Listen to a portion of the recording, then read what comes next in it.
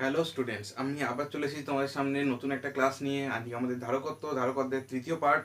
আজকের এই পার্টে আমরা খুবই গুরুত্বপূর্ণ কিছু বিষয় নিয়ে আলোচনা করব এবং যে বিষয়গুলো তোমাদের ভালো করে মন দিয়ে বোঝা দরকার। তো ভিডিওটা স্কিপ না করে পুরোটা দেখো। আর ভিডিওটাতে ভালো লাগলে অবশ্যই লাইক করো এবং কোনো রকম যদি ডাউট থাকে তাহলে নিচে কমেন্ট করে জানিও। আর এখনও যদি আমার চ্যানেলটাকে সাবস্ক্রাইব না করে থাকো তাহলে এক্ষুনি চ্যানেলটাকে সাবস্ক্রাইব করে নাও এবং পাশে থাকা বেল আইকনে ক্লিক করে অল নোটিফিকেশন অন করে দিও, যাতে আমার আপলোড করা প্রত্যেকটা ভিডিওর লিঙ্ক তোমার কাছে পৌঁছে যায়। তো চলো সময় নষ্ট না করে আমরা ক্লাসটা শুরু করি। তো আজকে আমরা যে জিনিসটা নিয়ে পড়বো বা যে জিনিসটা নিয়ে প্রথম যে জিনিসটা জানবো সেটা হচ্ছে ধারক। সেটা কি জানবো? ধারক। ধারককে ইংলিশে কি বলা হয়? ধারককে ইংলিশে বলা হয় ক্যাপাসিটার। ইংলিশের নাম হচ্ছে ক্যাপাসিটার। ধারক কি? দেখো, ধারক নামটা দেখে আমরা বুঝতে পারছি বাংলা যদি বাংলা মানে করি তাহলে যে ধারণ করে আছে তাকে ধারক বলবো, ঠিক আছে? কিন্তু এটা ফিজিক্স, আমাদের ফিজিক্সের মতো করে বুঝতে হবে। ধারক কি জিনিস? ধরো আমাদের কাছে একটা পরিবাহী আছে। আমি এই পরিবাহীটার নাম দিলাম ধরো এ পরিবাহী নাম দিলাম। এই পরিবাহীর একটা নিজস্ব ধারকত্ব আছে, ধরো আমি সেই ধারকত্বকে সি দিয়ে নাম দিলাম, এই পরিবাহী ধারকত্বকে। আচ্ছা, সিটা এখানে লিখলাম, মনে হবে যেন পরিবাহীটা এসি। ধরো এই পরিবাহী ধারকত্বটা আছে সি, কিন্তু আমার ব্যবহার করতে গেলে, এই পরিবাহীটাকে ব্যবহার করতে গেলে এই পরিবাহীর ধারকত্ব ঠিক যতটা হওয়া উচিত ছিল, মানে কি বললাম, এই পরিবাহীটাকে ব্যবহার করতে গেলে এই পরিবাহীটার ধারকত্ব ঠিক যতটা হওয়া উচিত ছিল সি ততটা নয়। মানে কি, সি এর মান তার থেকে কম, মানে আমার প্রয়োজনের থেকে সি এর মানটা কম। তার মানে কি, আমি এই যন্ত্রটাকে ব্যবহার করতে চাইছি, মানে এই পরিবাহীটাকে ব্যবহার করতে চাইছি, কিন্তু ধারকত্ব কম থাকার জন্য আমি ব্যবহার করতে পারছি না। এটা হলো আমার প্রবলেম। তো এই প্রবলেমটা মেটানোর জন্য তখন একটা কৃত্রিম ব্যবস্থা করা হলো। এই প্রবলেমটাকে মেটানোর জন্য তখন একটা কৃত্রিম ব্যবস্থা করা হলো। কি ব্যবস্থা করা হলো? এই পরিবাহীটার কাছে আর একটা পরিবাহীকে নিয়ে আসা হলো। এই পরিবাহীর কাছে আর একটা পরিবাহীকে নিয়ে আসা হলো। কেমন? এই যে পরিবাহীটাকে নিয়ে আসা হলো, এই পরিবাহীটাকে কি করে দেওয়া হলো? ভূ সংলগ্ন করে দেওয়া হলো। মানে কি, পৃথিবীর সঙ্গে যুক্ত করে দেওয়া হলো। যে পরিবাহীটাকে আনলাম সেই পরিবাহীটাকে পৃথিবীর সঙ্গে যুক্ত করে দিলাম। আর আমরা জানি যে ভূসংলগ্ন কোনো পরিবাহীকে যদি অন্য কোনো পরিবাহীর কাছে নিয়ে আসা হয়, তাহলে যে পরিবাহীর কাছে নিয়ে এসেছি, মানে আমাদের এখানে এ পরিবাহী ধারকত্ব অটোমেটিক্যালি বৃদ্ধি পাবে। তাহলে দেখো, আমাদের এ পরিবাহী যে ধারকত্ব ছিল, আমরা কৃত্রিম উপায়ে একটা এমন ব্যবস্থা করলাম যাতে এ পরিবাহী ধারকত্ব আমাদের প্রয়োজনের মতো বেড়ে যায়, প্রয়োজনের মতো বৃদ্ধি পায়। তো এই যে কৃত্রিম উপায়ে কোনো পরিবাহীর ধারকত্ব যে আমরা বৃদ্ধি করলাম, এই পদ্ধতিকে বা এই ব্যবস্থাটাকে, মানে এই কৃত্রিম ব্যবস্থাটাকে, এটাকে বলা হয় ধারক। এই যে পুরো ব্যবস্থাটা, এটাকে বলা হয় ধারক। অনেক সময় এটা অনেকে বলতে পারে যে ধারকের তৈরি কেন হয়েছিল, ধারক তৈরি করা হয়েছিল যে অনেক সময় এরকম আমাদের অনেক ইলেকট্রনিক্স অ্যাপ্লায়েন্সেস থাকে, মানে অনেক বৈদ্যুতিক যন্ত্রপাতি, যেগুলো শুরু হতে গেলে, মানে চলতে গেলে নয়, চলাটা শুরু হতে গেলে একটা হিউজ অ্যামাউন্ট অফ তড়িৎ শক্তির প্রয়োজন হয়, একটা ধাক্কার প্রয়োজন হয়, যে তড়িৎ শক্তিটা কি ধাক্কা দেবে তারপর ওটা চলবে। যেমন আমাদের সবচেয়ে মানে জানাশোনা বিষয় সেটা হচ্ছে আমাদের বাড়িতে যে জল তোলার জন্য মোটর থাকে, সেই মোটরের ফ্যানটা, সেটা ঘোরার জন্য একটা তড়িৎ শক্তির প্রয়োজন হয়, কিন্তু শুরু হতে গেলে অনেকটা বেশি পরিমাণে তড়িৎ শক্তি গিয়ে সেখানে ধাক্কা না মারলে সেটা চলতে পারে না। তো এই যে বেশি পরিমাণে তড়িৎ শক্তি থেকে পাবে, তোমাদের মনে হতে পারে স্যার এই তো বাড়িতে যে পাওয়ার সাপ্লাই আসছে সেখান থেকে পাবে। না, পাওয়ার সাপ্লাই একটা কন্টিনিউয়াস ফ্লো অফ মানে ইলেকট্রিক এনার্জি, মানে তড়িৎ শক্তি, এটা কন্টিনিউয়াস ফ্লো দেয়, মানে কি এটা নিরবিচ্ছিন্ন ফ্লো হয় তড়িৎ শক্তির আমাদের বাড়ির তার মানে যে কানেকশন থাকে সেখান থেকে।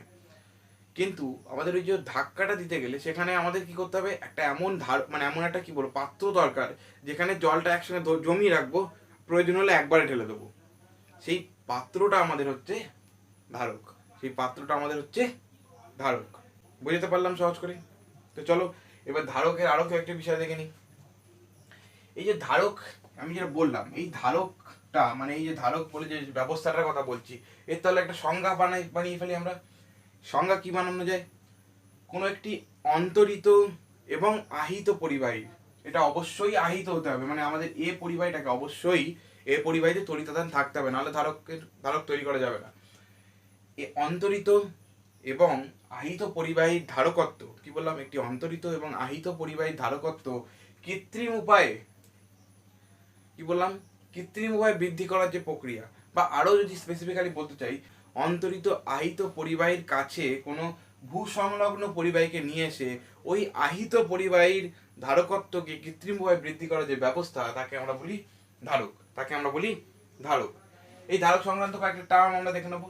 আচ্ছা, যদি আমাদের বলে এই ধারকের বিভব কত হবে, ধারকের বিভব, এই ধারকের বিভব কত হবে, এই ধারকের বিভব মানে এই ধারকের দুটো, দেখো দুটো আমরা ধারকের দুটো কি বলতে পারো, মানে প্লেটই ধরো এখানে বলি, ধারকের দুটো পাত নিয়েছি বা প্লেট বা যে কোনো দুটো পরিবাহী বলি, যাই বলি, এদের দুজনের মধ্যবর্তী একটা বিভব প্রভেদ থাকবে দুজনের মধ্যে। এই যে বিভব প্রভেদটা হবে সেটাই হবে ধারকের বিভব। এই দুটো পরিবাহীর মধ্যবর্তী যে বিভব প্রভেদ সেটা হবে পরিবাহীর বিভব। এবার অনেকে বলতে পারে যে এই যে এ পরিবাহীটা যেটা অন্তরিত পরিবাহী, তার যে বিভব হবে সেটাই আমাদের ধারকের বিভব। বইতে এটা এরকম লেখা আছে। কেন লেখা আছে দেখো, আমি সেটাও বলে দিচ্ছি। কারণ দেখো আমাদের যে যে পরিবাহীটাকে আমি এনেছি ভূসংলগ্ন পরিবাহী, এই পরিবাহীটার বিভব কত, এই পরিবাহীটার বিভব, কোনো পরিবাহীকে যেই মাত্র ভূসংলগ্ন করে দেওয়া হয় সেই মাত্র তার বিভব হয়ে যায় শূন্য, সেই মাত্র তার বিভব হয়ে যায় শূন্য। আর ধরো আমি মনে করলাম এ পরিবাহীর বিভব ভি, তাহলে এদের দুজনের মধ্যে বিভব পার্থক্য কত, ভি মাইনাস শূন্য, তাহলে আলটিমেটলি কত আসছে, আলটিমেটলি ভি। তার মানে কি আমাদের যে আহিত পরিবাহী তার যা বিভব সেটাই হচ্ছে আমাদের ধারকের বিভব, সেটাই হচ্ছে আমাদের ধারকের বিভব। সিমিলারলি আমাদের আহিত পরিবাহী যা ধারকত্ব, আমাদের আহিত পরিবাহী যে ধারকত্ব সেটাই হবে আমাদের ধারকের ধারকত্ব। বুঝতে পারলাম? আর ধারকের ধারকত্ব আরেকটা জিনিসের উপর নির্ভর করে। ধারকের ধারকত্বের নির্ভরশীলতাগুলো আমরা পরবর্তীকালে ক্যালকুলেশন করার পর সেটা আমরা বার করে তোমাদের এক্সপ্লেন করবো। তবু তার আগে বলে দিই জিনিসটা, এই যে মাঝখানে যে দুটো পাতের মাঝখানে যে মাধ্যমটা থাকবে, মানে মাঝখানটা হয় শূন্যস্থান থাকবে, নাহলে অন্য কোনো পরাবৈদ্যুতিক মাধ্যম থাকবে, যাই থাক, তার পরাবৈদ্যুতিক ধ্রুবকের ওপর এই ধারকের ধারকত্বটা বিশেষভাবে নির্ভর করবে। বোঝা গেল? এবার আমরা ডিরেক্টলি একটা ক্যালকুলেশনে চলে যাব। কি ক্যালকুলেশন?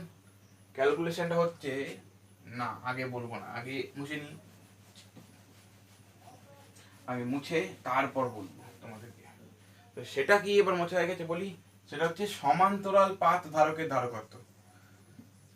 সমান্তরাল পাত ধারকের ধারকত্ব, সমান্তরাল পাত ধারকের ধারকত্ব। দেখো নামের মধ্যে আছে সমান্তরাল পাত ধারক, মানে কি ধারকটা তৈরি হবে দুটো সমান্তরাল পাত দিয়ে। চলো দুটো সমান্তরাল পাত এখানে খুব সহজ পদ্ধতিতে ছবি আঁকবো আমরা, জাস্ট এরকম দুটো দাগ দিয়ে দেবো, ব্যাস, আর কিছু না। একটা পাত, এটা আরেকটা পাত, এই পাতটার নাম দেবো আমরা এম, এই পাতটার নাম দেবো এন। আর কি ধরে নেবো, ধরে নেবো এন পাতটাকে ভূসংলগ্ন। আমরা তো ধারকের সংজ্ঞাতে পড়েছিলাম যে একটা পাত ভূসংলগ্ন হতেই হবে, ভূসংলগ্ন। আর কি এন পাতটা তাহলে আমরা ভূসংলগ্ন। আর কি আমরা মনে করলাম এই যে এম পাত যেটা আছে সেটা আমাদের অন্তরিত পাত, তার সঙ্গে কারোর যোগাযোগ নেই, সেই পাতটাকে আমরা প্লাস কিউ পরিমাণ আধান দিয়েছি। তাহলে আমি কি কি ধরলাম, দুটো পাত ধরলাম এম আর এন, ধরে নিলাম এন পাতটা ভূসংলগ্ন। আর কি ধরলাম, এম পাতে আমরা প্লাস কিউ পরিমাণ আধান দিয়েছি।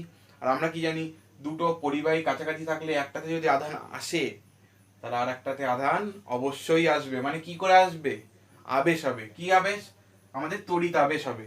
তো তড়িৎ আবেশে কত পরিমাণ আধান আসবে, ঠিক সম পরিমাণ বিপরীত ধর্মী আধান। তাহলে এতে কত আধান আসবে, এন পরিবাহীতে মাইনাস কিউ পরিমাণ আধান আসবে। আর কি ধরবো, আর ধরবো এই দুটো পরিবাহী, মানে কি এম আর এন পরিবাহী যে পাত, আমাদের এখানে সমান্তরাল পাত ধারক করছি, তাহলে পরিবাহী পাত বলবো। এই যে দুটো পরিবাহী পাতের কথা বলছি, এদের ক্ষেত্রফল আমরা ধরে নেবো এ। পাত দুটির ক্ষেত্রফল এখানে লিখেই দিই, পাত দুটির ক্ষেত্রফল এ। দেখো আমি কিন্তু দুটো পাতেরই ক্ষেত্রফল এ ধরেছি, কেন, কারণ সমান্তরাল পাত ধারক হতে গেলে, সমান্তরাল পাত ধারক হতে গেলে যে পাত দুটো নিয়ে আমি সমান্তরাল পাত ধারক তৈরি করছি তাদেরকে পরস্পর সদৃশ হতে হবে, তাদেরকে পরস্পর সদৃশ হতে হবে। মানে কি, তাদের আকার, আয়তন, ক্ষেত্রফল চারিদিক থেকে সমান হতে হবে, সবকিছু সমান হতে হবে। এবং কি তাদের যে উইডথ মানে বেধ যেটা থাকবে সেটাও সমান হতে হবে। ঠিক আছে, মানে তাদের দুটোকে যেন আলাদা করে বোঝা না যায়, আইডেন্টিক্যাল হয় পরস্পর, তো এরকম হতে হবে। আর কি, আর ধরে নেবো এদের দুজনের মধ্যবর্তী যে দূরত্ব, দুটোর মধ্যে একটা দূরত্ব থাকবে, এই দূরত্বটাকে আমি ধরে নেবো ডি। তাহলে কি আমরা লিখবো পাত দুটির মধ্যবর্তী দূরত্ব, পাত দুটির মধ্যবর্তী দূরত্ব ইকুয়ালসটা আমরা ধরবো কত, ডি। এই ডিটা ধরার সময় তখন আমরা আরেকটা জিনিস আগে থেকে বলে রাখবো। কি বলে রাখবো, এই ডিটাকে মানে কি দুটো পাতের মধ্যবর্তী দূরত্বকে কি হতে হবে much much much much less than কি হতে হবে এ। তার মানে কি দেখো এ এর সঙ্গে ডি এর তো কোনো কম্প্যারিজন হয় না, এ কোথায় ক্ষেত্রফল ডি কোথায় দৈর্ঘ্য, তাহলে কি এটার মানে এটাই বোঝাতে চাইছি যে ক্ষেত্রফলটা যতটা বড় হবে পাতের ক্ষেত্রফলের তুলনায় তাদের মধ্যবর্তী যে পাত দুটোর মধ্যবর্তী দূরত্বটা অতি নগণ্য হবে, অতীব নগণ্য হবে। আর এই যে পাত দুটোর মধ্যবর্তী দূরত্ব অতীব নগণ্য কেন ধরে নিলাম, কারণ যেই মাত্র নগণ্য হবে সেই মাত্র এই যে তবে এটা প্লাস এটা মাইনাস, তাহলে আমাদের ইলেকট্রিক ফিল্ডটা কোন দিকে কাজ করবে প্লাস থেকে মাইনাসের দিকে। এই যে তড়িৎ ক্ষেত্রগুলো কাজ করবে এই তড়িৎ ক্ষেত্রগুলো সব সুষম তড়িৎ ক্ষেত্র হয়ে যাবে, যেই মাত্র এই দুটো ডি এর মানটা অনেকটা ছোট হবে, তাহলে এটা সুষম তড়িৎ ক্ষেত্র হয়ে যাবে। হ্যাঁ সুষম, এই যে মাথার দিকে যেগুলো আছে সেইখানে সুষম হবে না, সেইখানের দিকে সেইখানে তড়িৎ ক্ষেত্রগুলো সুষম হবে না, কিন্তু আমরা সেই পার্টটুকুকে নেগলেক্ট করতে পারি, সেই পার্টটুকুকে নেগলেক্ট করে আমরা ক্যালকুলেশনটা এগিয়ে নিয়ে যেতে পারি। তাহলে আমাদের কি পেলাম, আমরা ডিটাকে মানে কি পাত দুটোর মধ্যবর্তী দূরত্বকে আমরা ক্ষেত্রফলের তুলনায় অতীব নগণ্য ধরলাম, আর এই নগণ্য যেই মাত্র ধরলাম সেই মাত্র আমাদের এই পাত দুটোর মধ্যবর্তী যে তড়িৎ ক্ষেত্র সেটা কি হয়ে গেল সুষম তড়িৎ ক্ষেত্র হয়ে গেল। বুঝতে পারলাম? আচ্ছা, আমরা একটু আগে কি ধরেছিলাম যে এম পাতকে আমরা প্লাস কিউ পরিমাণ আধান দিয়েছি, এম পাতকে আমরা প্লাস কিউ পরিমাণ আধান দিয়েছি, আর এম পাতের ক্ষেত্রফল কত ধরেছিলাম এ। তাহলে আমরা এম পাতের বা এন পাতের, দেখো এম আর এন দুটো পাতেই আধানের সাংখ্যমানটা কত কিউ, আর দুটো পাতেরই ক্ষেত্রফল এ, তাহলে এম অথবা এন পাতের তলমাত্রিক ঘনত্ব একই হবে পাতের, আচ্ছা এটা আমি মুছে দিই, পাতের কি তলমাত্রিক ঘনত্ব, কিসের তলমাত্রিক ঘনত্ব আধানের, তলমাত্রিক ঘনত্ব কার আধানের কত হবে, তলমাত্রিক ঘনত্বকে আমরা সিগমা দিয়ে প্রকাশ করি, সিগমা ইকুয়ালস টু কি হবে Q by A, sigma equals to কত হবে কিউ বাই এ। কোনো অসুবিধা নেই এটা বুঝতে, এটুকু আমরা জানি। আচ্ছা এটুকু আমরা খুব সহজ বিষয় আমরা জানি। আচ্ছা এবার আমরা কি দেখব, এবার আমরা ধরো এই দুটো পাতের মধ্যবর্তী কোনো একটা বিন্দুকে কল্পনা করব, যে কোনো একটা বিন্দু, ধরো এই বিন্দুটার নাম দিলাম আমি ও বিন্দু, ও বিন্দুকে আমি কল্পনা করলাম। এবার এই ও বিন্দুতে আমরা এই ও বিন্দুতে এই পাত দুটোর জন্য কত তড়িৎ প্রাবল্য কাজ করছে সেটা বার করব। কেন বার করব আমরা আস্তে আস্তে জেনে নিই সেটা, তো আমরা সেটা বার করে নিই আগে। তাহলে ও বিন্দুতে, আচ্ছা আমি ওপরেরটা মুছে দিলাম, এটা তো এখন আপাতত দরকার নেই। আচ্ছা ও বিন্দুতে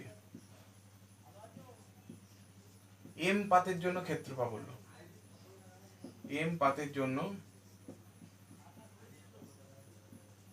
প্রাবল্য, ধরো এটাকে আমি নাম দিলাম E1, E1, E1 নাম দিলাম। এবার দেখো এটা বলার আগে আমাদের একটা জিনিস বুঝে নিতে হবে, আমরা কি ধরেছিলাম ডিটাকে ধরেছিলাম যে পাতের ক্ষেত্রফলের তুলনায় ডিটার মান অতীব নগণ্য, মানে পাতের ক্ষেত্রফলের তুলনায় ডিটার মান অতীব নগণ্য।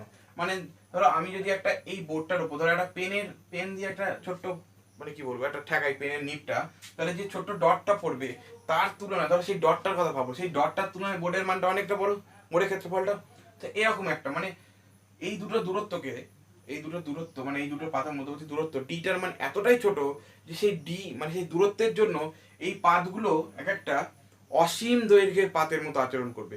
মানে কি ওই দূরত্বটা এতটাই ছোট, সেই দূরত্বটা ছোট হওয়ার কারণে পাতগুলো পরস্পর কি কিসের মতো আচরণ করবে, একটা অসীম দৈর্ঘ্যের পাতের মতো, অসীম দৈর্ঘ্যের আহিত পাতের মতো আচরণ করবে।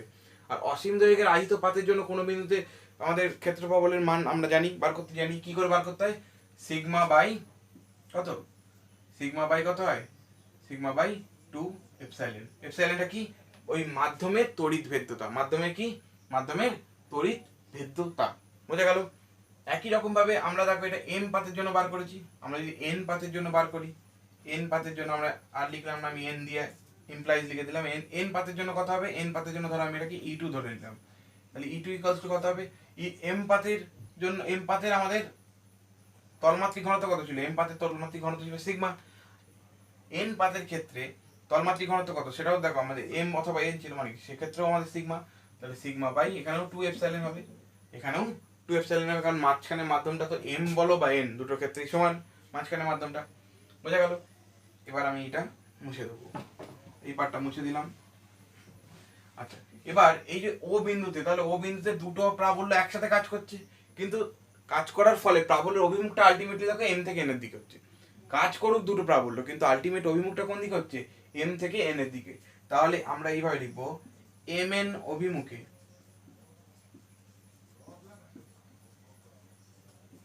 ক্রিয়াশীল লব্ধি প্রাবল্য আমরা ধর এটাকে ই দিয়ে প্রকাশ করি। ই ইকুয়ালস টু কত হবে E1 প্লাস E2। তাহলে E1 আর E2 এর মান বসালাম আমি এখানে কত সিগমা বাই 2 এপসাইলন প্লাস এটার মান সেই সিগমা বাই 2 এপসাইলন। তাহলে এটা কত হচ্ছে সিগমা বাই এপসাইলন। এবার এই এপসাইলনটাকে আমরা আরেকটু করে লিখতে পারি, সেটা কি sigma by K epsilon 0।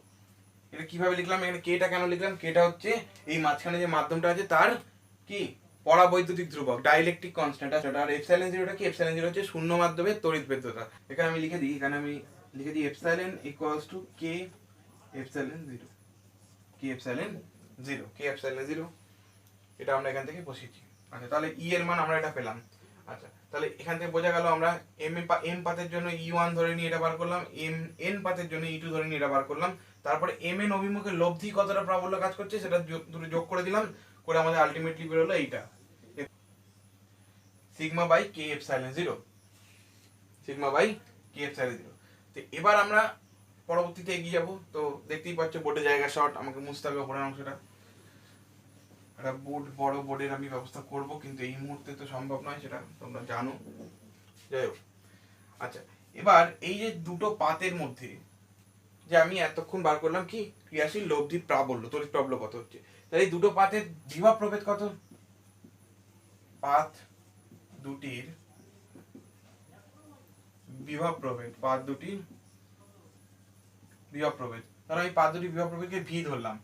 V equals to কি জানি আমরা, ভি ইকুয়ালস টু জানি কি তড়িৎ প্রাবল্য ইনটু মধ্যবর্তী দূরত্ব, মানে কি আমরা কি জানি ই ইনটু ডি।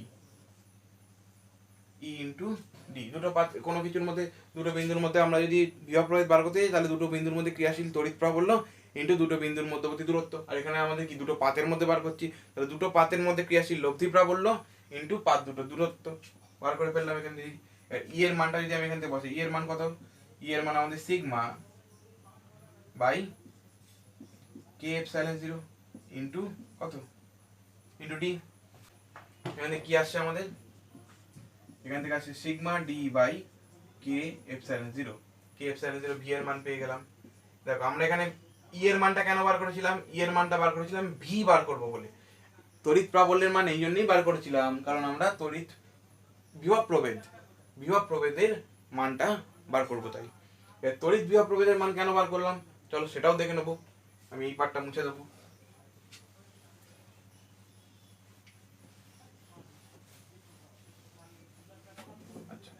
এবার আমরা জানি কি ধারকত্বের, আমরা সংজ্ঞা থেকে কি জেনেছিলাম, ধারকত্ব যখন পড়েছিলাম আগের ক্লাসে, যদি তোমরা না দেখে থাকো তাহলে অবশ্যই নিচে ডেসক্রিপশন বক্সে লিংক দেওয়া আছে, ওখান থেকে দেখে নিতে পারো।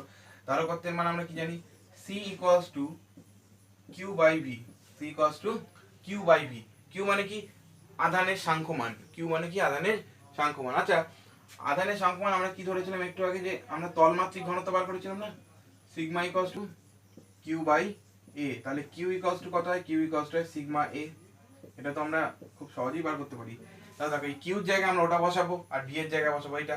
তাহলে কি বসাই, তাহলে এখানে বসাচ্ছি সিগমা এ, আর নিচে কত, নিচে বসাচ্ছি sigma D by K epsilon 0, তো এখান থেকে আলটিমেটলি আমাদের কি আসছে, আমাদের আসে কে এপসাইলন 0 এ বাই ডি, তাহলে আমাদের এখানে আলটিমেটলি কি হলো, আলটিমেটলি যেটা এলো সেটা আমি এখানটা লিখি একটা বক্স করে, এখানে সিটা লিখে দিই। দেন আমাদের হলো C equals to K epsilon 0 A by D. আমাদের এই মানটা এলো সি এর মান। এটা সিটা মানে কি আমাদের সমান্তরাল পাত ধারকের ধারকত্বের মানটা আমাদের বেরিয়ে গেল। এবার এখান থেকে এই ধারকত্বে কি কি বিষয়ের উপর নির্ভর করে সেটা আমরা খুব সহজে বার করতে পারি। তো সেই নির্ণয়টা আমরা দেখবো। আশা করি পুরো ক্যালকুলেশনটা বুঝেছো। আমি এখান থেকে ভিটা বার করলাম, ভি এর মানটা, বিভব প্রভেদ। এবার আমরা কি জানি, ধারকত্ব equals to Q by V, আমরা যেটা জানি আগের দিনের ক্লাসে দেখেছি। তো সেখান থেকে আমরা ভি এর মান বসিয়ে দিলাম, কিউর মানটা আমরা এখান থেকে তলমাত্রিক ঘনত্বের ফর্মেটে বার করে নিয়ে সেখানে বসিয়ে দিলাম, দিয়ে তারপর জাস্ট কাটাকুটি করে আমরা সি এর মানটা এটা পেলাম। এবার সি কি কি বিষয়ের উপর নির্ভর করে বা কেমন ভাবে করে সেটা আমরা এখান থেকে একটু অ্যানালাইজ করে নিই। আমরা এখান থেকে দেখেই বুঝতে পারছি, কিন্তু আমরা একটু তাও লিখে বলবো, একটু জ্ঞান দিতে ইচ্ছা করছে, দিই চলো।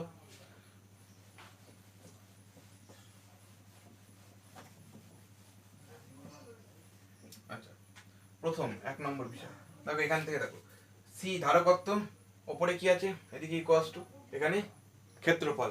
তাহলে প্রথমে কিসের উপর নির্ভর করে? ক্ষেত্রফলের উপর। আচ্ছা, এই যে এটা ধরেছিলাম, এই কার ক্ষেত্রফল ধরেছিলাম মনে আছে? এটাকে আমি ধরেছিলাম, এই যে পাতগুলো ধরেছিলাম না, এক একটা পাত, সেই পাতের ক্ষেত্রফল ধরেছিলাম এই। তাহলে কিসের ক্ষেত্রফলের উপর নির্ভর করে? পাতের ক্ষেত্রফলের উপর। কেমন ভাবে নির্ভর করে দেখো, সি এর সঙ্গে এ, সি ওপরে আছে, সি বাই আমি যদি 1 লিখি, ধরো এদিকে একটা ভগ্নাংশ বানালাম সি বাই 1, তাহলে সি ওপরে আছে, এদিকে এও ওপরে আছে, তার মানে কি C equals to A, C বাড়লে এ বাড়বে বা এ বাড়লে সি বাড়বে। তার মানে কি সম্পর্ক? এটা সমানুপাতিক সম্পর্ক। আমরা এই ছোট ছোট বিষয়গুলো বুঝি, আমরা এই ছোট ছোট বিষয়গুলোকে বুঝি, তাই বেশি আমাকে বলতে হচ্ছে না। 2 নম্বর, আমরা সি এর সঙ্গে এবার ডি কে দেখবো। দেখো সি ওপরে আছে, ডি নিচে নিচে আছে, তার মানে কি ডি যদি বেড়ে যায় তাহলে এই পুরো ভগ্নাংশটা কমে যাবে, তার মানে পুরো ভগ্নাংশটা কমে যাবে মানে সি এর মান কমে যাবে।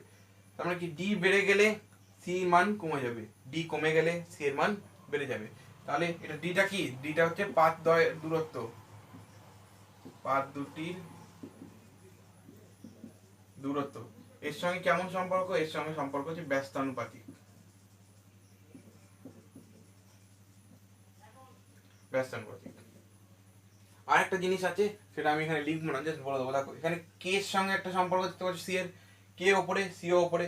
ধরো মাধ্যমের পরাবৈদ্যুতিক ধ্রুবক, মানে এমন কোনো মাধ্যমের মধ্যে দিয়ে দিলাম যে পরাবৈদ্যুতিক ধ্রুবকের মান বেশি, তাহলে ধারকত্বের মান বেড়ে যাবে। পাত দুটোকে একই রাখলাম, মাঝখানের মাধ্যমটা বদলে দিলাম, এমন একটা মাধ্যম দিয়ে দিলাম যার পরাবৈদ্যুতিক ধ্রুবকের মান বেশি, তাহলে সেক্ষেত্রে আমাদের ধারকত্ব বেড়ে যাবে। কেন? কারণ কে এর মান উপরে আছে, কে বাড়লে ধারকত্ব বাড়বে। অথবা এরকম যদি করি, এটা এমন পরাবৈদ্যুতিক মাধ্যম দিয়ে দিলাম যার কে এর মান বা পরাবৈদ্যুতিক ধ্রুবকের মান কম, তাহলে সেক্ষেত্রে আমাদের কি হবে? সি এর মান অবভিয়াসলি কমে যাবে। তো পরাবৈদ্যুতিক ধ্রুবকের সঙ্গেও আমাদের সি এর মান, মানে ধারকত্বের মান সমানুপাতিকভাবে ভ্যারি করে। বোঝাতে পারলাম? আশা করি বোঝাতে পেরেছি। এরপরে আমরা এই সমান্তরাল পাত ধারকের ধারকত্ব সংক্রান্ত একটা বিশেষ ক্ষেত্রের বা একটা বিশেষ বিষয় দেখে নেবো। চলো সেটা দেখে নেওয়ার পরে আমরা পরবর্তী টপিকে চলে যাবো। এটা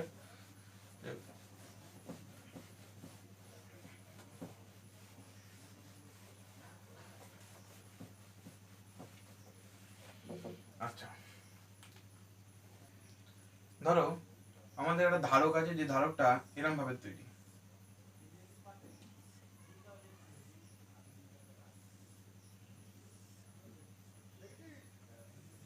ধারকটা আমাদের এইভাবে তৈরি, মানে কি ধরো এরকম আরো অনেক পাত আছে মানে ধারকটাতে, ঠিক আছে, মানে এন সংখ্যক এরকম সমান্তরাল পাত দিয়ে একটা ধারক তৈরি হয়েছে।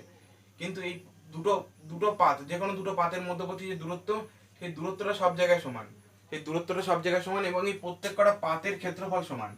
কি বললাম?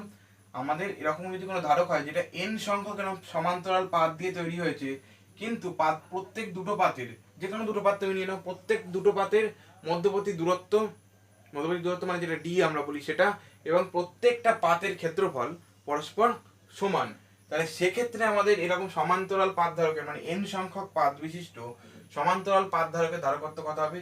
আমি এখানে শর্টে লিখলাম এন সংখ্যক পাত যুক্ত, এন সংখ্যক পাত যুক্ত কত হবে? এখানে সি এর মান আমি সি এন লিখছি, ধরো সি এন ইকুয়ালস টু কত হবে? এটা হবে N minus 1 A K epsilon 0 by D. কি হলো? N minus 1 A K epsilon 0 by D. এটা জাস্ট মুখস্থ করার জিনিস, এটা পরীক্ষায় অঙ্ক আসে, এটার ডেরিভেশন দেবে না, অসুবিধা নেই। তো এটার বিশেষ বিষয় এন বি, বোঝা গেল? তো এরপরে আমরা পরবর্তী টপিকে চলে যাবো। পরবর্তী টপিকটা কি সেটাও তো এখন বলবো না, আগে বোর্ডটা মুছবো তারপরে বলবো। তো ওয়েট করো, বা তোমরা স্কিপও করতে পারো ভিডিওটা খানিকক্ষণ, একটু ফাস্ট ফরওয়ার্ড করে দিলে। বারবার বলছি, যদি আগের ভিডিওটা না দেখে ভিডিওটা দেখছো, তাহলে কিন্তু অবশ্যই আগের ভিডিওটা দেখো, ওটা ডেসক্রিপশনে লিঙ্ক দেওয়া আছে, কারণ ওটা না দেখলে তোমরা এটা কিন্তু কিছু বুঝবে না। এবার আমরা যেটা করব সেটা কি, সেটা হচ্ছে ধারকের জন্য শক্তি ঘনত্ব, ধারকের জন্য শক্তি ঘনত্ব।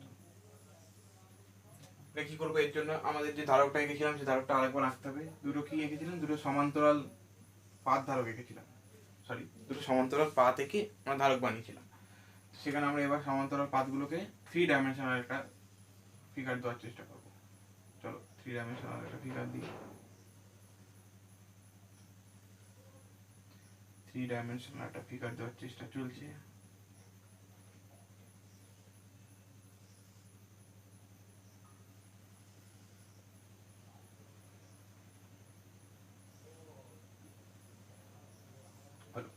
এই আমাদের একটা 3 ডাইমেনশনাল ফিগার হলো মোটামুটি।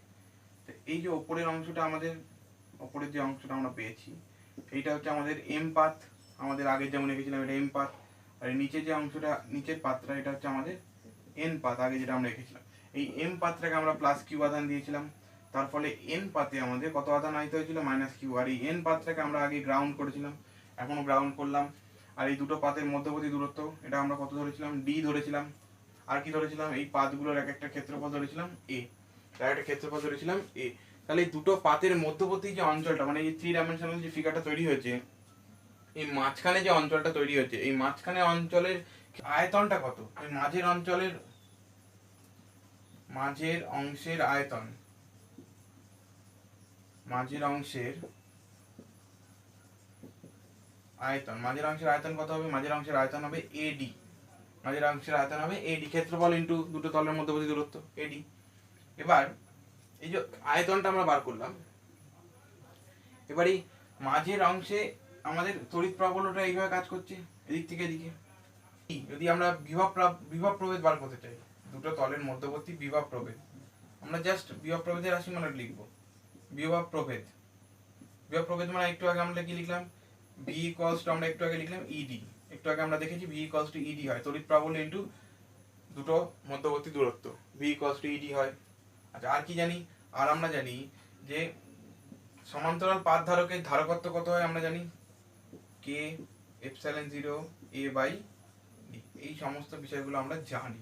তো আমরা যেটা জানি না সেটা কি, এই যে সমান্তরাল পাত ধারকের সঞ্চিত স্থিতিশক্তির মান কত, সঞ্চিত স্থিতিশক্তির মান আমরা যদি ইউ দিয়ে প্রকাশ করি, এটাকে যদি আমরা ইউ দিয়ে প্রকাশ করি, কি সঞ্চিত স্থিতিশক্তির মোট পরিমাণটাকে আমরা যদি ইউ দিয়ে প্রকাশ করি, তাহলে ইউ ইকুয়ালস টু কত হয়, half of C V square, half of C V square, half of C V square. তাহলে এখানে সি এর মান আমরা জানি, ভি এর মান আমরা জানি, তাহলে মানটা বসিয়ে দেবো ওখানে। তাহলে মান বসিয়ে দিলে এখানে কত আসছে, half of K epsilon 0 A by D, K epsilon 0 A by D into V square মানে কত, ইডি তার হোল স্কয়ার, ইডি তার হোল স্কয়ার হলো। এবার এখান থেকে কাটাকুটি করে বা সব কিছু করে আলটিমেটলি আমাদের যে ভ্যালুটা আসবে সেটা আমরা এখানে লিখি, ইউ ইকুয়ালস টু আলটিমেট কত আসছে, half of K epsilon 0 A square D, K epsilon 0 A square D. এটা আমাদের আলটিমেট ভ্যালুটা আসছে, ইউর মান, ইউর মান এলো।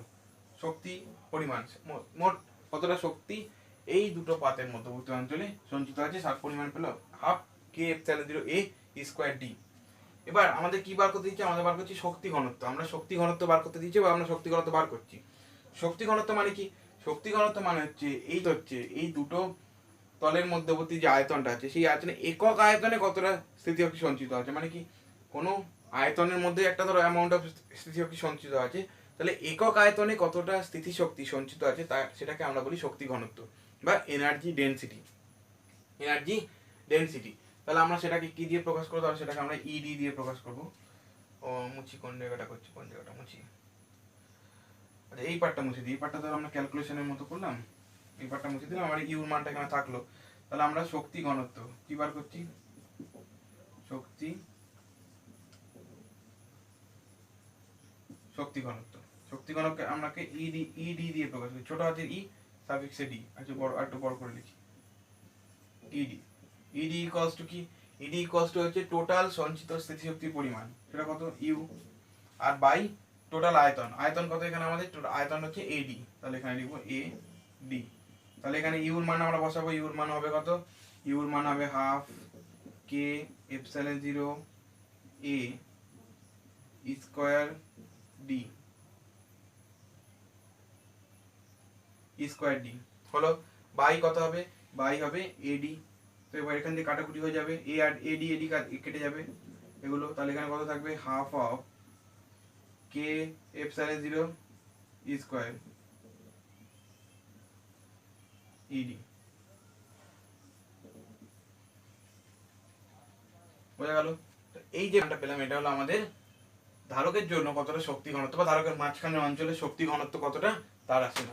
এই শক্তি ঘনত্বের একক কি, এই শক্তি ঘনত্বের একক হলো জুল পার মিটার কিউব। কত, জুল, আমি যে দিয়ে লেখা মানে joule per metre cube, joule per metre cube, এটা আমাদের জেনে রাখা দরকার, এটা খুব ইম্পর্টেন্ট হলো। তাহলে ধারকের জন্য শক্তি ঘনত্ব কত হচ্ছে বা কি হচ্ছে এটা আমরা বার করে ফেললাম।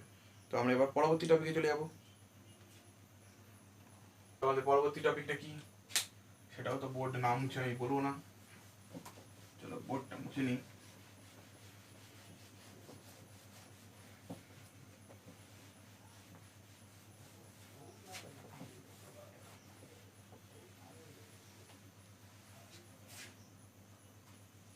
পরবর্তী যেটা আমরা আজকে পড়বো সেটা হচ্ছে ধারকের সমবায়।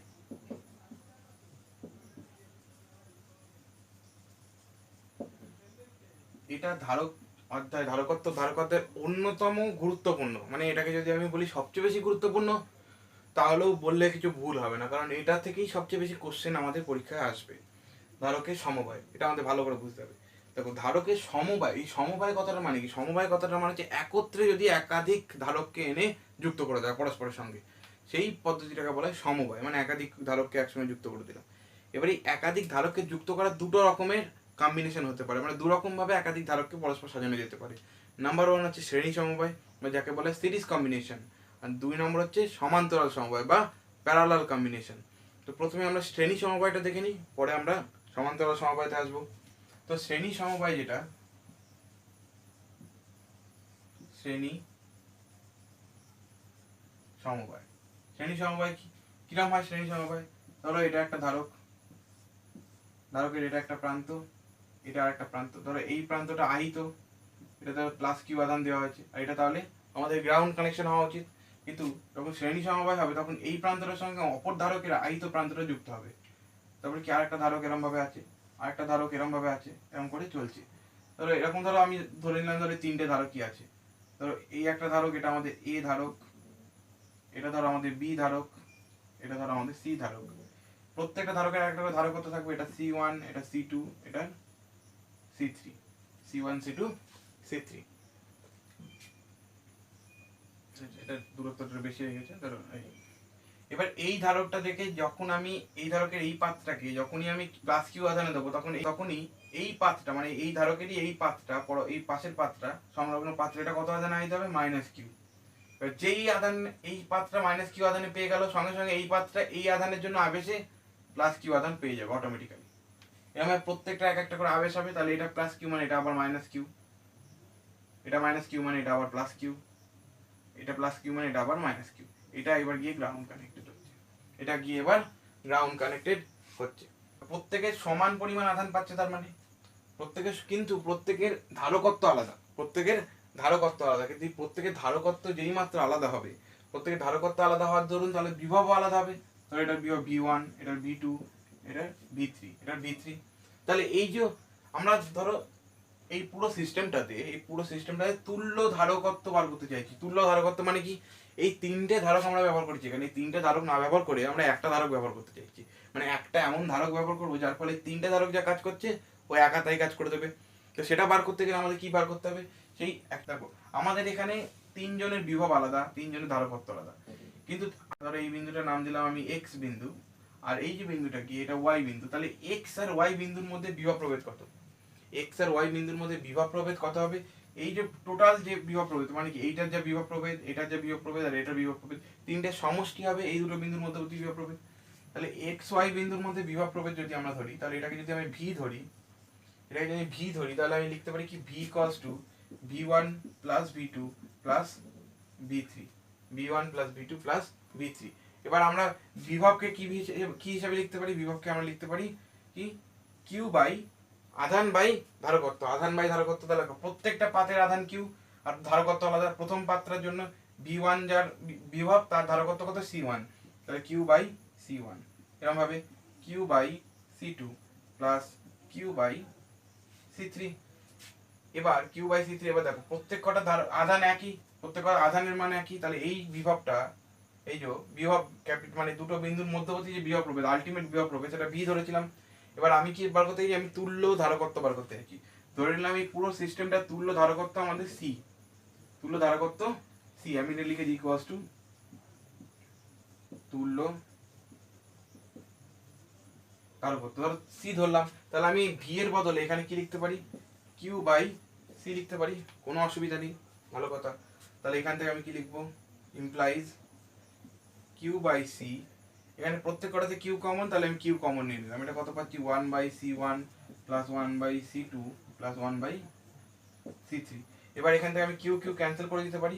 কিউ কিউ ক্যান্সেল করে দিলে তাহলে আমাদের এখানে কত থাকছে? এখানে আমি বোর্ডে মুছে লিখে দিলাম 1/C equals to 1/C1 plus 1/C2 plus 1/C3। আমরা কি পেলাম? শ্রেণী সমবায়ের ক্ষেত্রে তুল্য ধারকের ধারকত্ব, তুল্য ধারকের ধারকত্বের অনন্যক, তুল্য ধারকের ধারকত্বের অনন্যক যে ধারকগুলো ব্যবহার করা হয়েছে তাদের অনন্যকের সমষ্টি। তাদের কিসের অনন্যকের সমষ্টি? ধারকত্বের অনন্যকের সমষ্টি। তাহলে 1/C equals to 1/C1 plus 1/C2 plus 1/C3। এবার এখানে যদি আমাদের n সংখ্যক ধারক ব্যবহৃত হতো, তাহলে এখানে n সংখ্যক চলে যেত। যতগুলো ধারক ব্যবহৃত হবে তার জন্য ধারকত্বর মানটা শ্রেণী সমবায়ের ক্ষেত্রে এরকম পাল্টাবে। বোঝাতে পারলাম? আশা করি বোঝাতে পেরেছি। এরপরে আমরা দেখব সমান্তরাল সমবায়। ধারকের সমবায়ের পরবর্তী যে কম্বিনেশন হতে পারে সেটা হচ্ছে সমান্তরাল সমবায়। সেটা কেমন হয় দেখে নিই।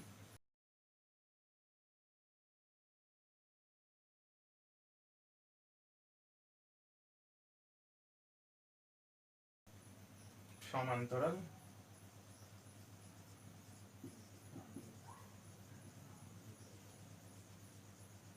সমবায় কিরকম হবে? সমান্তরাল সমবায়, ধরো এই একটা এখান থেকে কানেকশন আছে, এখান থেকে গেল এখানে একটা ধারক লাগানো আছে, এখান থেকে গিয়ে এখানে একটা ধারক লাগানো আছে। আমি এখানেও তিনটে ধারক নিলাম। ধরো এইখান দিয়ে আমি কিউ আধানকে দিলাম, আর এই দুটো বিন্দুর মধ্যে এই দুটো এই বিন্দুটা আর এই বিন্দুটা বা এই বিন্দুটা ধরতে পারো একই বিন্দু, এই দুটো একই বিন্দু। এই দুটো বিন্দু দেখো প্রত্যেকটা ধারকের সঙ্গে যুক্ত, তাহলে এই প্রত্যেক কটা ধারকেরই বিভব প্রভেদ সমান হবে। প্রত্যেক কটা ধারকের যেহেতু প্রথম আর শেষ প্রান্তটা প্রত্যেক কটা ধারকের সমান, প্রথম এবং শেষ প্রান্তটা যেহেতু প্রত্যেক কটা ধারকের সমান, যেহেতু প্রত্যেক কটা ধারকের বিভব প্রভেদ এখানে সমান, তাহলে প্রত্যেকটা ধারকের বিভব প্রভেদ কত? ভি বা বিভব বলতে পারো। ভি হচ্ছে প্রত্যেক কটা ধারকের বিভব। কিন্তু কি বললাম? আমি এখান থেকে কিউ আধান দিচ্ছি। এই কিউ আধানটা কি প্রত্যেক কটা ধারকে যাচ্ছে? না, প্রত্যেক কটা ধারকে কিউ আধানটা ভাগ হয়ে যাচ্ছে। ধরো এখানে যাচ্ছে Q1, এখানে যাচ্ছে Q2, এখানে যাচ্ছে Q3, আর প্রত্যেক কটা ধারকের আলাদা আলাদা ধারকত্ব হচ্ছে। ধরো এটা C1, এটা C2, এটা C3, C1 C2 C3, কিন্তু প্রত্যেক কটা ধারকের বিভব সমান। আগে বিভব আলাদা ছিল বলে আমরা বিভবের সমষ্টি দিয়ে ওখান থেকে ক্যালকুলেশন করে বার করে ফেলেছিলাম, কিন্তু এখানে বিভবের তো মান একই থাকছে, সমান থাকছে। তাহলে কি করব? এখানে দেখো আমরা এখান থেকে লিখতে পারি যে এইখান থেকে যা ঘটনা ঘটলো সেখান থেকে আমরা লিখতে পারি কিউ মানে কি মোট যে আধান দিচ্ছি সেটা কার কার সঙ্গে সমান হবে? এই কিউ আধানটা ভেঙে গেছে তিনটে অংশে, Q1 Q2 Q3। তাহলে আমি এটাকে লিখতে পারি Q1 plus Q2 plus Q3, Q1 plus Q2 plus Q3। এবার আমরা কি জানি? আধান ইকুয়ালস টু কি? ধারকত্ব ইন্টু বিভব। ধারকত্ব ইন্টু, আমরা কি জানি? আধান ইকুয়ালস টু ধারকত্ব ইন্টু বিভব। তার মানে এই যে পুরো কম্বিনেশনটা ধারকত্ব, তুল্য ধারকত্ব, যদি আমরা সি ধরি, তুল্য ধারকত্ব সি ধরি, তাহলে আমরা এখানে কি লিখতে পারি? Q equals to C B. Q equals to C B আমরা লিখতে পারি, কিউ ইকুয়ালস টু সিবি লিখতে পারি। তাহলে আমরা এখানে কিউ মান কিউ জায়গায় বসাবো কিউ ইকুয়ালস টু সিবি, আর এগুলোর জায়গায় রেসপেক্টিভ বসাতে থাকবো। কিভাবে বসাতে থাকবো দেখে নাও, আশা করি বুঝতে পারবে। বলে দিচ্ছি, এখানে সিবি বসালাম, আর এখানে কি বসবে? এখানে বসবে C1 ভি প্লাস এখানে কত বসবে C2V প্লাস এখানে কত বসবে C3V। দেখো প্রত্যেক কটাতে ভি কমন আছে, তাহলে এখান থেকে ভি যদি কমন নিই তাহলে CV এখানে ভি পড়ে থাকছে, এখানে পড়ে থাকলো C1 plus C2 plus C3, তাহলে VV cancel, C equals to C1 plus C2 plus C3। তাহলে কি পেলাম, সমান্তরাল সমবায়ের ক্ষেত্রে ধারকের সমান্তরাল সমবায়ের ক্ষেত্রে সমবায়ের তুল্য ধারকত্ব সমবায়ে ব্যবহৃত ধারকের ধারকত্বের সাধারণ যোগফল, ধারকের ধারকত্বের সাধারণ যোগফল। আগে কি দেখছিলাম অনন্যকের যোগফল হয়েছিল, মানে 1 করে প্রত্যেক কটা সেখানে যোগ করে দিল, কিন্তু এখানে দেখলাম জাস্ট ডিরেক্ট যোগ করে দিলেই আমরা পেয়ে যাচ্ছি কত তুল্য ধারকত্ব কত হচ্ছে। বুঝে গেল? এইগুলো খুব ইম্পর্টেন্ট, এই ধারকত্বের শ্রেণী সমবায় এবং সমান্তরাল সমবায়, এগুলো না জানলে পরীক্ষায় অঙ্ক করতে খুব অসুবিধা হবে, এবং অনেক সময় কনসেপ্টটাও দিয়ে দেয় যে বার করতে হয় তুল্য ধারকত্ব বার করো। তুল্য ধারকত্ব বার করার মানে অঙ্ক বেশি দেয়, সবচেয়ে বেশি দেয়। তো এই জন্য এই জিনিসটাকে খুব ভালো করে প্র্যাকটিস করতে হবে আমাদের। তো এরপরে আমরা আজকে লাস্ট টপিক দেখে নেবো, চলো সেটা দেখে নেওয়া যাক। আর তোমরা জানো আমি বোর্ড না মুছে টপিকের কথা বলবো না, ইউ হ্যাভ টু ওয়েট।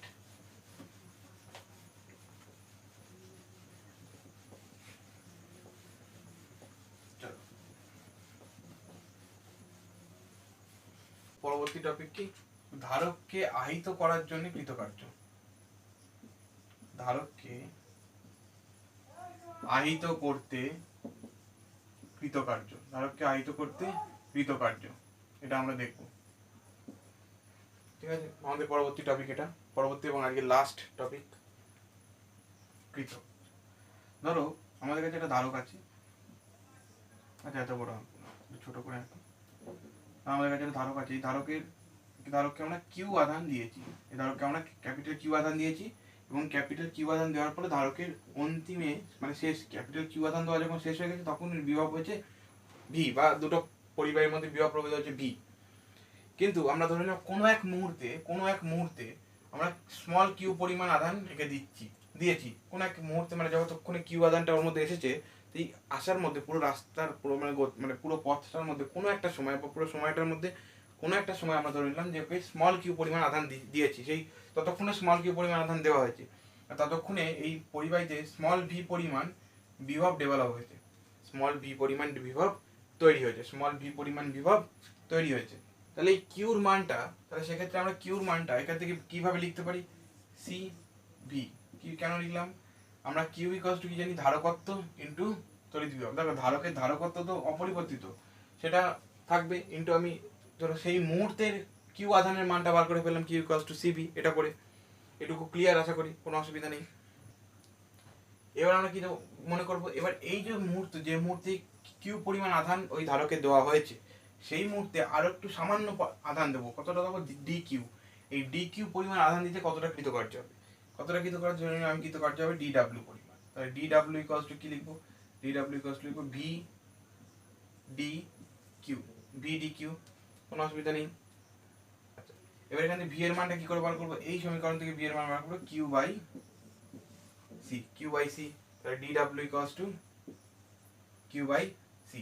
কিন্তু আমাকে দিতে হবে কতটা আধান, আমাকে দিতে হবে ক্যাপিটাল কিউ পরিমাণ আধান, পুরো ক্যাপিটাল কিউ আধান দিতে হবে আমাকে। তাহলে আচ্ছা এখানে ডি কিউটা লেখা হয়নি, সরি, তাই ক্যাপিটাল কিউ পরিমাণ আধান দিতে হবে, শূন্য থেকে শুরু করেছিলাম, যখন শুরু করেছিলাম তখন কোনো আধান ছিল না, আর শেষ করতে হবে আমাকে ক্যাপিটাল কিউ আধান দিয়ে। তাহলে আমাদের মোট কৃতকার্য কত হবে, মোট কৃতকার্য আমি ডাব্লিউ ধরে নিলাম, W equals to integration D W equals to এখানে কত লিখবো, ইন্টিগ্রেশন এখানে Q by C into D Q, Q by C D Q, কত থেকে কত, শূন্য থেকে শুরু করেছিলাম, দিতে হবে কতটা আধান, ক্যাপিটাল কিউ পরিমাণ আধান। তাহলে এইটাকে ইন্টিগ্রেট করলে, তোমরা ইন্টিগ্রেশন যখন শিখবে তখন তোমরা নিজেরাই করতে পারবে, ইন্টিগ্রেট করলে এটার মানটা কত আসে, এটার মানটা আসে half of Q square by C, এটার মান আসে half of Q square by C. এবার এখান থেকে কিউ স্কোয়ারের এখানে আমি মান বসিয়ে এখান থেকে আমরা বিভিন্ন রকম মান বার করতে পারি, এটার মান আরেকটা হয়, এখান থেকে বার করলে এখানে হয় half of C V square, half of C V square. দেখো এই half of C V square একটু আগে আমরা স্থিতিশক্তির লেখার সময় লিখেছিলাম। তাহলে দেখো এই কোনো ধারককে আহিত করতে যে কৃতকার্য করতে হয়, কোনো ধারককে আহিত করতে যে পরিমাণ কৃতকার্য করতে হয়, সেই কৃতকার্যটাই আবার ওই ধারকের মধ্যে স্থিতিশক্তি হিসাবে সঞ্চিত থাকে। এটা আমরা কোনো ধারকত্ব বা ধারকত্বে আধান বন্টনের জন্য শক্তি ক্ষয় যখন পড়েছিলাম তখন আমরা বলেছিলাম, তো সেটা আজকে আমরা প্রমাণও করে ফেললাম। তো এই ছিল আজকের আমাদের ক্লাস, সামান্য কয়েকটা বিষয়। তো থিওরিটা আমাদের ধারক চ্যাপ্টার সম্পূর্ণটা আমরা শেষ করলাম আজকে। পরবর্তী দিনে আমার একটা ম্যাথমেটিক্যাল প্রবলেমস নিয়ে আলোচনা করার ইচ্ছা আছে, জানি না কতদূর কী হবে। তো তোমরা অবশ্যই যদি কোনো রকম ডাউট থাকে তাহলে নিচে কমেন্ট করে জানিও, বা নিচে আমার হোয়াটসঅ্যাপ নাম্বারটা দেওয়া আছে, ওখানে তোমরা পার্সোনালি আমাকে মেসেজ করতে পারো। আর ভিডিওটা এতদূর দেখে থাকলে অবশ্যই এটা লাইক করো এবং বন্ধুদের সঙ্গে শেয়ার করে নিতে ভুলো না। আর এখনও চ্যানেলটাকে সাবস্ক্রাইব না করে থাকলে অবশ্যই সাবস্ক্রাইব করো এবং পাশে থাকা বেল আইকনে ক্লিক করে অল নোটিফিকেশন অন করে দিই, যাতে আমার আপলোড করা প্রত্যেকটা ভিডিও লিঙ্ক তোমার কাছে পৌঁছে যায়। দেখা হচ্ছে পরের ভিডিওতে, ততক্ষণ দেখতে থাকো the fusion study YouTube channel. Tata.